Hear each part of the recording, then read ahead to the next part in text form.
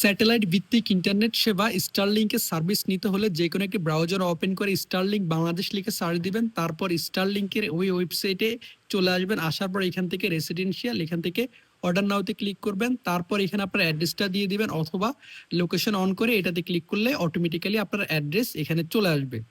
তারপর এখান থেকে অর্ডার নাওতে ক্লিক করবেন।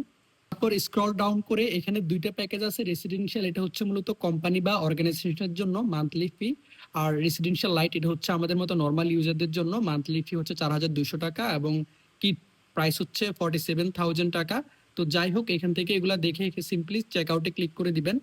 তারপর আপনার যে অ্যাড্রেসে এই কিটগুলো পাঠাবে সেই অ্যাড্রেসটা এখানে দিয়ে দিবেন। তারপর আপনার কন্ট্যাক্ট ইনফরমেশন দিবেন, অবশ্যই ন্যাশনাল আইডি কার্ডের সাথে ম্যাচ করে দিবেন। পরবর্তীতে আপনাকে ন্যাশনাল আইডি কার্ড সাবমিট দিতে হবে। তারপর হচ্ছে আপনার পেমেন্ট ইনফরমেশন, আপনার ব্যাংক ডিটেলস এবং কার্ড দিয়ে সিম্পলি এখান থেকে প্লেস অর্ডারে ক্লিক করে দিবেন। তাহলে আপনার অর্ডার